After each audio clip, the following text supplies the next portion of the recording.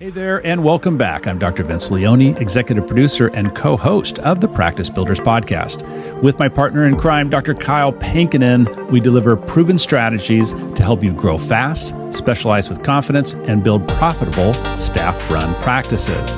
Let's go ahead and dive into today's episode now.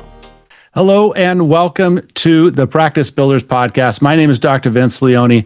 Dr. Pankinen has a well-reserved day off today, hardest working man in chiropractic. I have a special presentation for all of our listeners. And by the way, I first want to thank you. Our podcast has been growing, and I listen to or hear from doctors on a regular basis that they're getting a lot of value out of this. They're sharing it with their friends. And so I want to thank you, first of all, for doing that.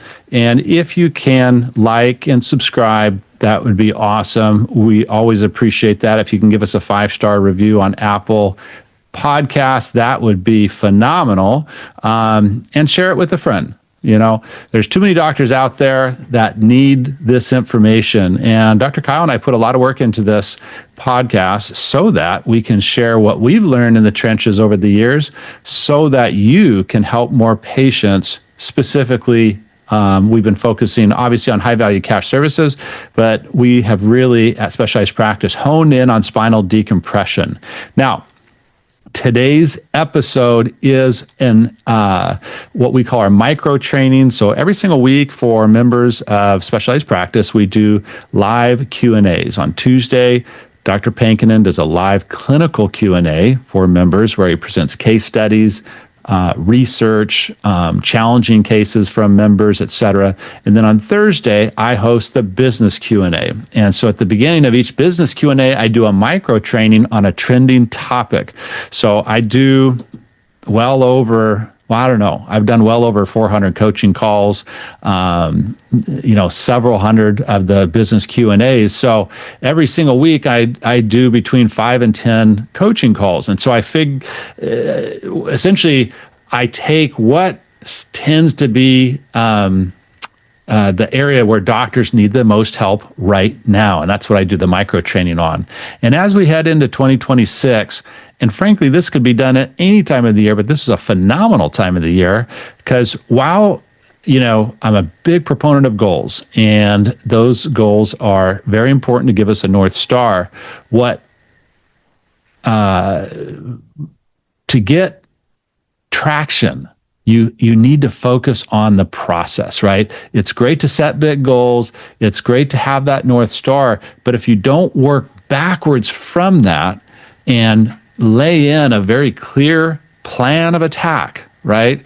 Then it's just a wish, right? So this micro training, we're going to get to this, and you'll hear it in just a second. It's called Process Over Results. And I got this, and I was inspired by this from the head coach of the Seattle Seahawks, Coach Mike Macdonald. Now, of course, I'm a Christian. I'm a father to 2 beautiful young daughters. And I like nutrition and working out, all those things I love to do. But I have 2 hobbies, golf, and I like to follow my Seattle Seahawks. But Coach Mike Macdonald is if not the youngest, tied for the youngest coach in the league. He's had a phenomenal success in his second year. He's already won 10 games. Basically turned around this defense, which was just putrid the last decade with Pete Carroll. And now we have one of the top defenses in the league.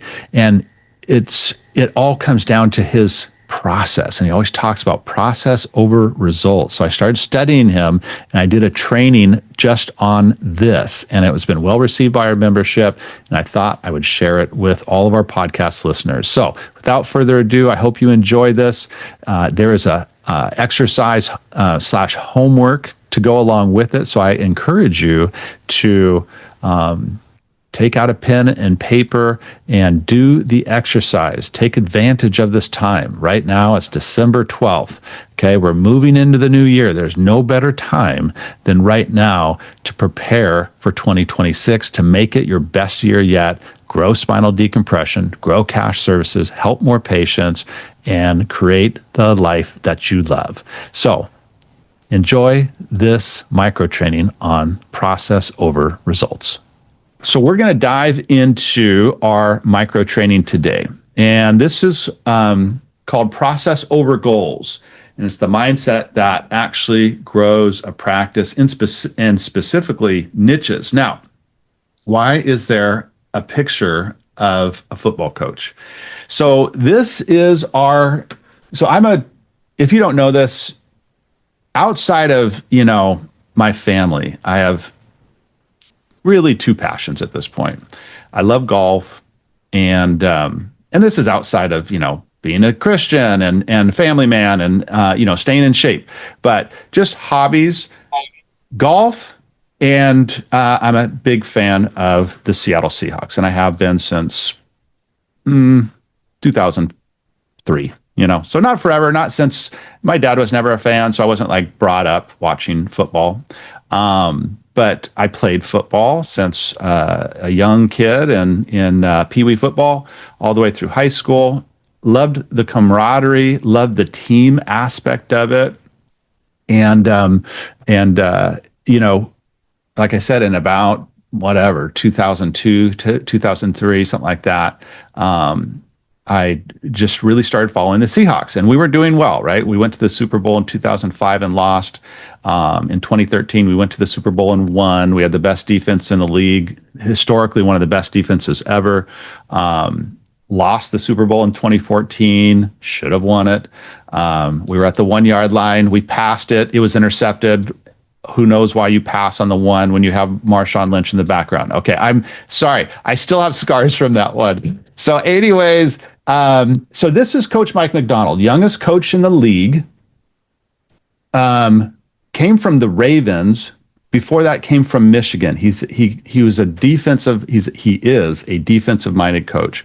Had a phenomenal defense at Michigan. Had the best defense in the league when he was at the Baltimore Ravens. And this is his second year. The only coach in our history that's ever had 10 wins in his first two seasons, and now one of the top 3 Super Bowl favorites. So why am I using him as kind of an example? It's because he talks about this relentlessly. Process over results. Because the point with this is that if you focus on the process, the results take care of themselves. So really love this guy, family man, Christian, no, not a big like cusser. He's not like that type of guy. He's just, he just has a way about him. And in the second year, he already has, his team in the playoffs already. And one of the best defenses in the league. But he just does it right. He's a phenomenal coach. So, but this is one of his mantras: process over goals. So I want to talk about this because I often talk about goals, right? And because I think they're imperative that we have a target. It's like if you're going to go on a road trip, you have to have a destination. But once you start, then it's about the process of getting there. So here is some problems with just goal chasing. So many people have goals. I wouldn't say everyone has goals. There was an old study done, I think it was from Yale. 3% of the one graduating class had written goals, right? Written goals. I think it was 10 years later, something like that, they reassessed that class. That 3% had a higher net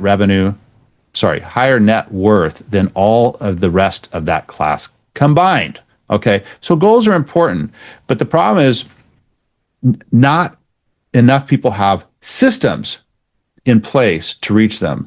They often feel very good setting the goal, right? And in our if you probably recall, when we do our fast start consultations where we're doing our kickoff call and we are setting goals, I talk about, okay, Dr. Buffy, we'll see you later. Dr. Buffy has to run. So I talk about having, first of all, realistic goals, right? It always feels good to set goals. Setting goals that are unrealistic feel really good, right? Hey, if you're doing, I want to do 200,000 a month and you're doing 50,000 a month. Well, that would be a good 3-year goal, but certainly not a 12-month goal. So they feel good, but they don't necessarily change behavior.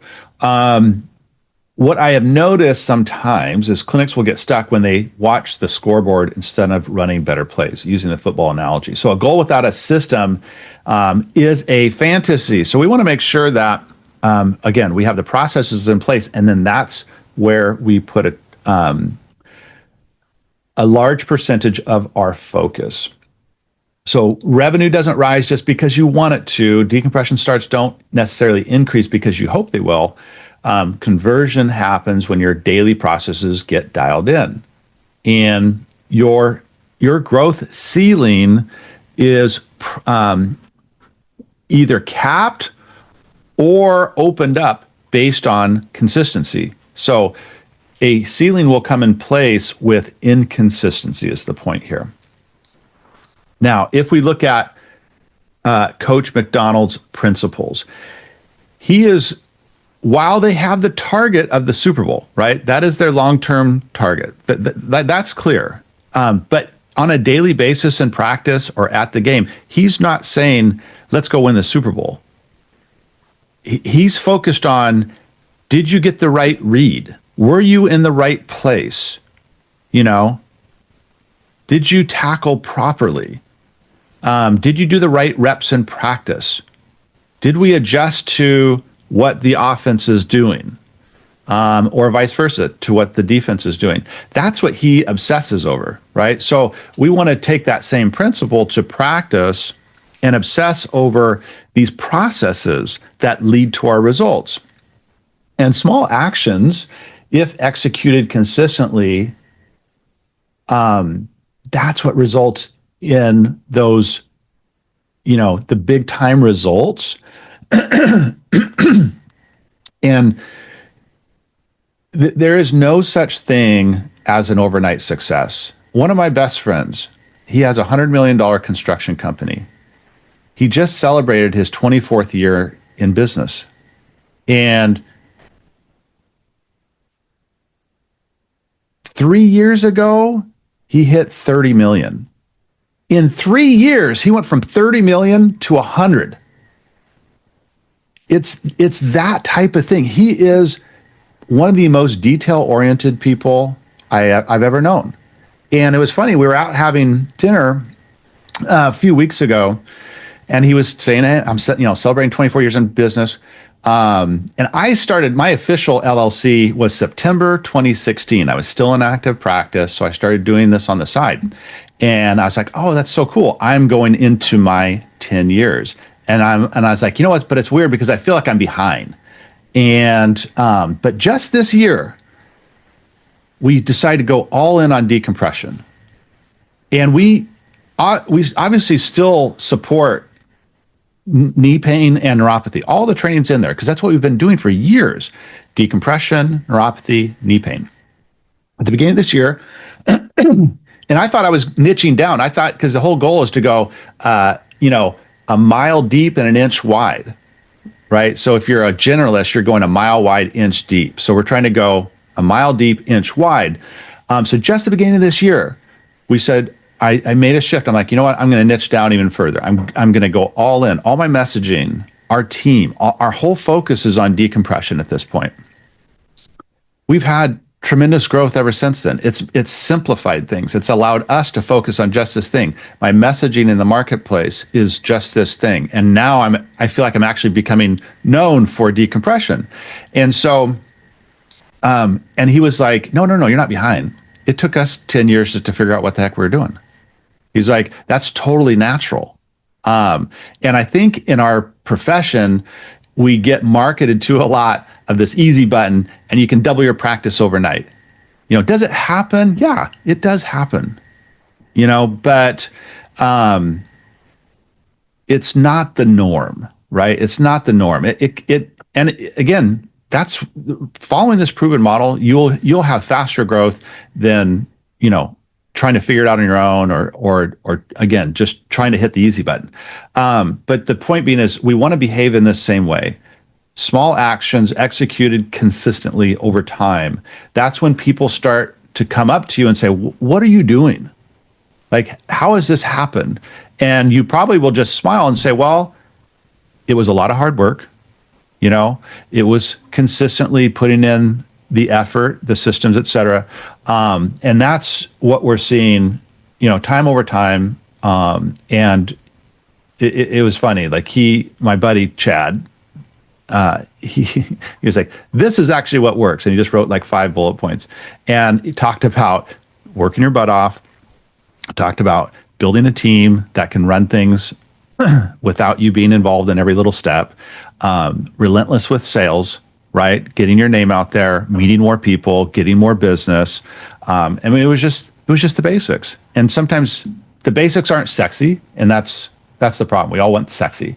So how do we translate this to decompression?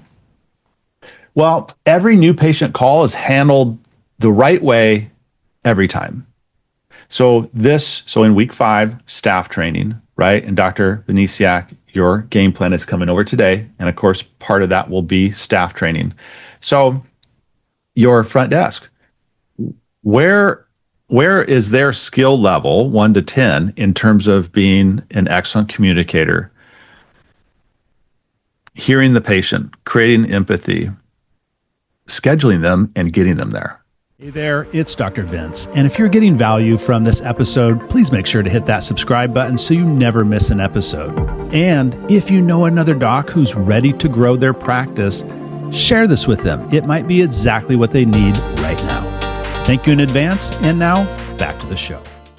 So that's their job.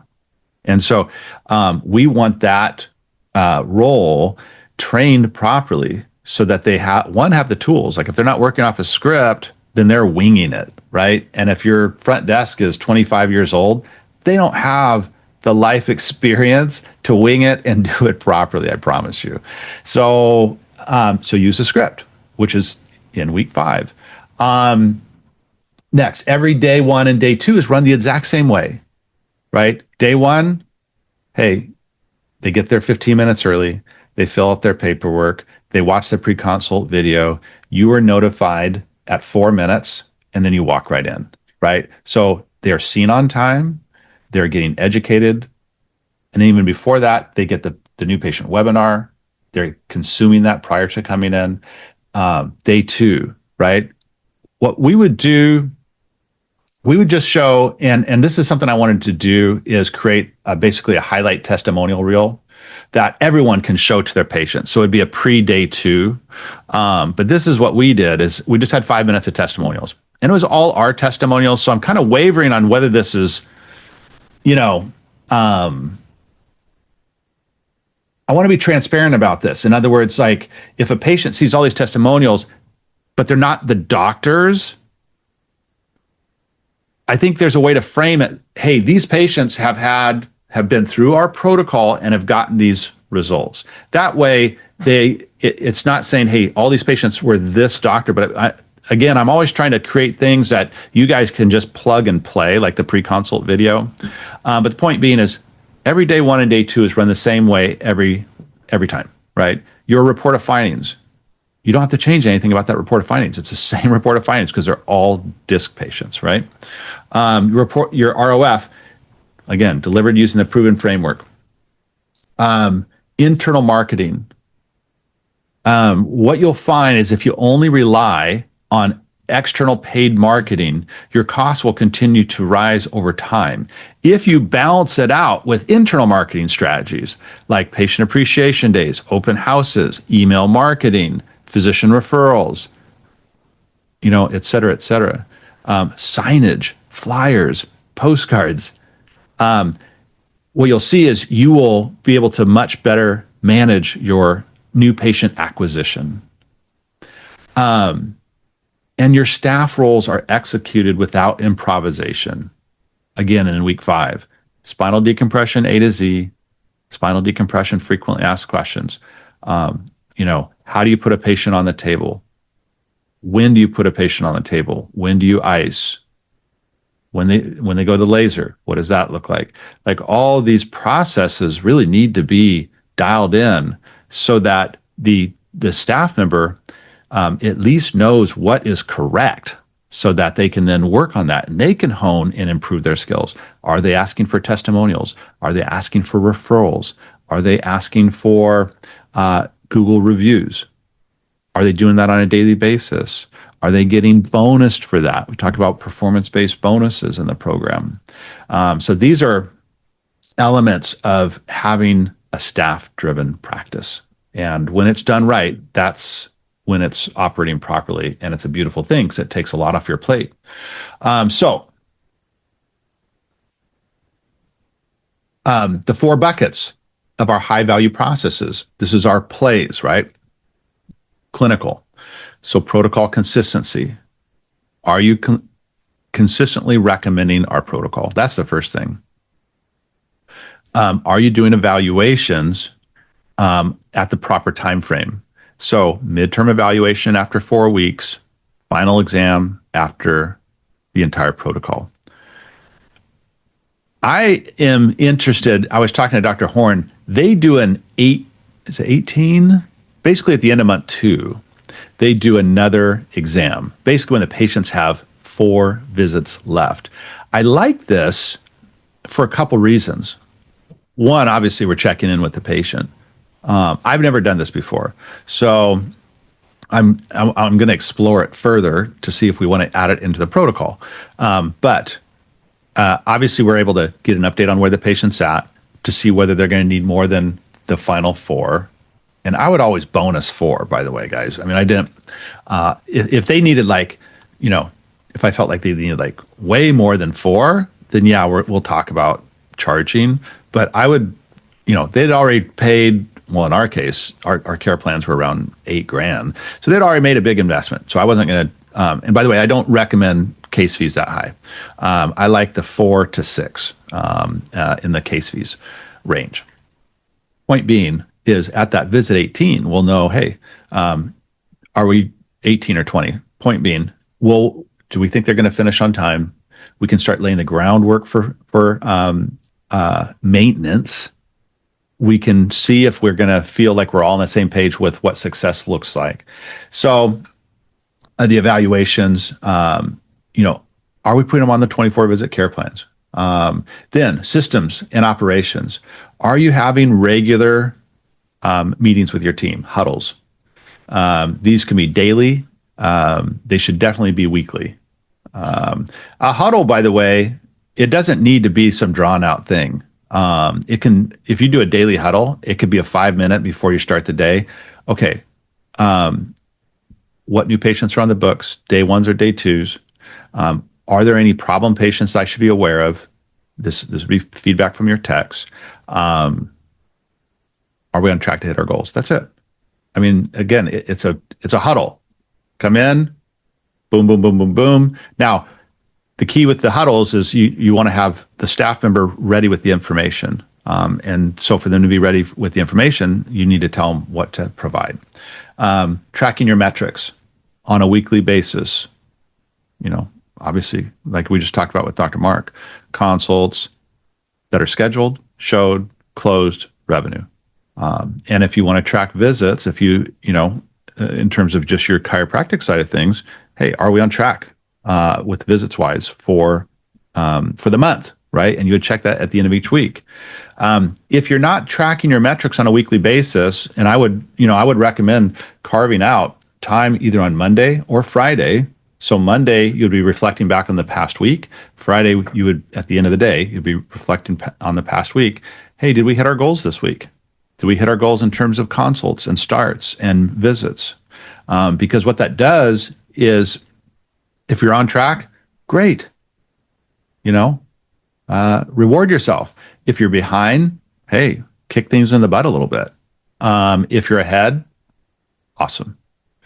You know that your things are working properly, so continue to do them. Staff execution. Are you doing training on a regular basis? The scripting, handoffs. So handoffs is like if you're doing the trial, once they're done with the trial, you're going to hand them off to your case manager if they're doing the finances, because you've already done the doctor stuff, right? But what do handoffs look like? Are they following the scripting? Are they able to answer the frequently asked questions? And then marketing and growth. So internal, again, with the marketing, internal marketing we talked about, report of findings conversion, and then follow-up systems. So if we're closing it, say we're closing at 50%, do you have a system in place to follow up with those patients that said no? My belief is that if someone has a cell phone, a job, and a car, they can afford the care one way or another. Maybe they can't write a check for $5,000. And if they can't, maybe they can't even get approved for care credit. But we talked about in the past of doing self-financing, right? Where say it's a $4,000 care plan, they would put $1,000 down. That's going to cover supplements, brace, orthotics, and 3 to 4 visits. So, but it's getting them invested, and then you take the balance of the plan and you spread it out over 11 months. So now you're the bank, but they've committed. So that would be an alternative financing method that you may want to implement if you're not doing that already, because the more financing options we have, the more patients you'll close. So that would be an ROF conversion thing. But follow-up systems, all those patients that said no, I got to think about it. Let me talk to my spouse. Let me look at my finances. You never heard from them again. Those are all just soft no's, right? For whatever reason, it wasn't a good time for them. They didn't believe you. They didn't trust you. They didn't like your staff member. Who knows? Who knows what the reason was? But most likely the problem did not go away. They may have had surgery, or maybe they found someone else with decompression that they did trust and they went through care. But a lot of times the problem still persists. They just, they're putting off dealing with it. And so it would make sense monthly or quarterly to have a system in place to reach back out to those people that have spent all this time with you. They've done the day 1, they've done the day 2, they've gotten all the communication, to reach back out and check in with them. It could be a phone call from you. Hey, John, Dr. Vince here. I regularly go through my files every quarter. Just want to reach out and check in, see how things are doing. Are you still suffering from that condition? And then have a conversation with them. Well, what held you back? Why didn't you move forward? I definitely felt I could have helped you. Well, and then have a conversation. Was it just the money? Like, if it was just the money, just tell me. If you don't have it, that's one thing. But if there's, if it's there, you're just not sure if you want to spend it, tell me that too. I don't want money to stand in the way from you, having a good quality of life. This probably isn't going away. It's been 3 months since we talked. It's still there. It's probably getting worse. Like, let's figure out a way to get you under care. That's just an honest conversation, right? And that's just a simple system that you could put in place even on your calendar. Like, systems, they don't need to be all this tech and automation. You can literally put it in your Google Calendar, follow at the end of each quarter, follow up with all past ROFs that didn't move forward, and then set aside a couple hours and call them. Pick up the phone and call them. Everyone is so text-based and email. When a doctor calls a patient, that means something, right? So be that different doctor. And is everyone going to sign up? Nope. But I bet some will. Some will come back in. And if 2 hours of phone calls once a quarter results in 2-3 patients starting care that you've already paid for the leads, you've already spent all the time, $5 to $10,000, maybe $15,000 in revenue, that's worth it, right? That's worth it. So again, just simple systems, consistency. Okay, moving on. Choosing your 4 keystone processes, and then we're going to wrap this up. So I want you to pick one process in each of those buckets, right? We talked about these buckets. Here, these are your buckets: clinical, systems and ops, staff, and marketing. So I want you to pick one of those in each bucket, and that's what you'll focus on in Q1, right? So you want to make 2026 your best year yet? that's my goal for you. That's my goal for me. So we don't want too many things, right? So just pick one thing in each of those buckets that you can focus on. So again, keep it simple. One behavior, one system, one staff action, one growth driver. These are your plays if we're going to stick with the football analogy. And then create a very simple scorecard. The goal here is we want to track inputs, right? So what are we putting into the system? What are we putting into our practice? Take emotion out of it. But what are we doing on a daily and weekly basis to build our practice? And then score yourself 1 to 5. You're going to, in fact, I will create this spreadsheet. So I'll create this spreadsheet, very simple, so that you can choose like each quarter. These are the one thing from each of those buckets. And then on a weekly basis, you'll just give yourself a 1 to 5 score, right? 1, didn't execute. 5, executed perfectly. And it's not, this says don't track how things felt. I would say we try to take emotion out of it. Just say, hey, honest assessment. How did I do on that? That's it. You know, did we do it? That would be the first step. Did we do it? And then how well did we do it? If you did it and you did it well, that's a 5, right? You need to reward yourself for that. These are just examples. Did we run a weekly reactivation campaign? So what does that look like? That could be phone calls, emails, postcards.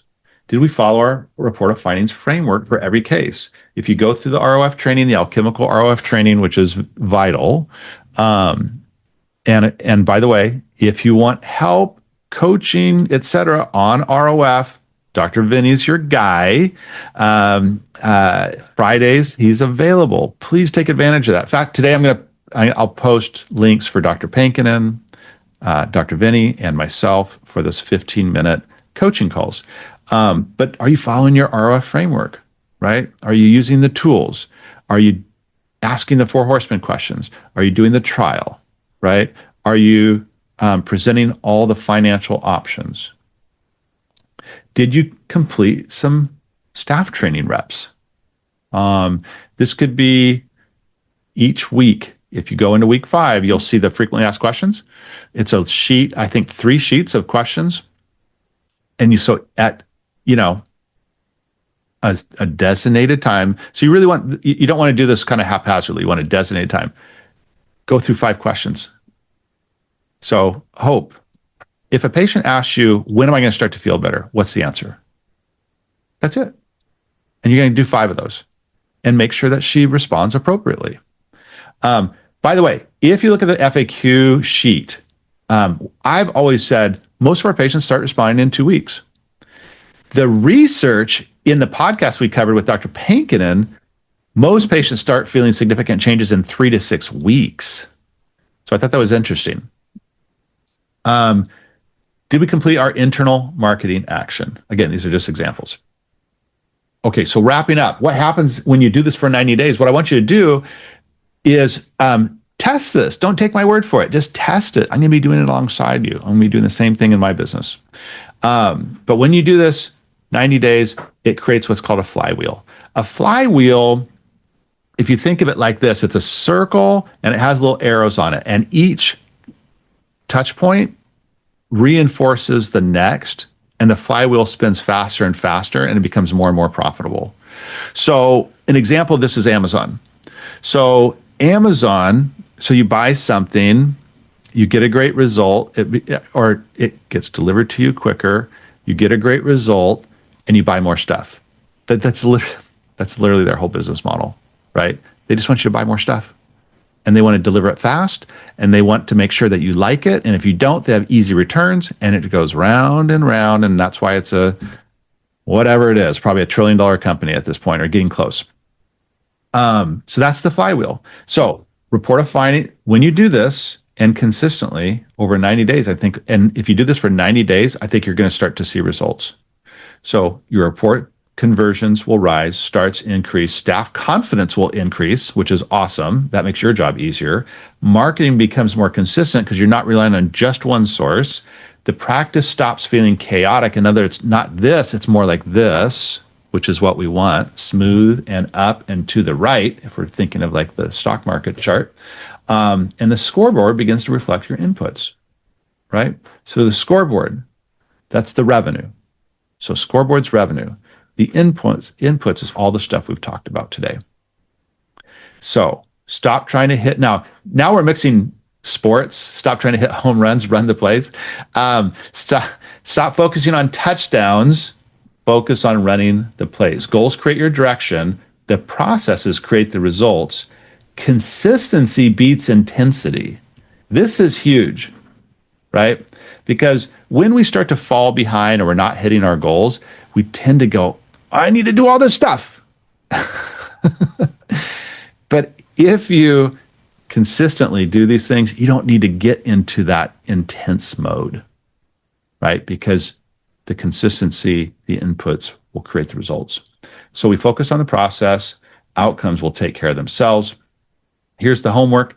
Identify those 4 keystone processes. Build your weekly scorecard. I will create this for you in a simple spreadsheet. And it will be, so all these micro trainings, by the way, if you're new to the group, go in week 12.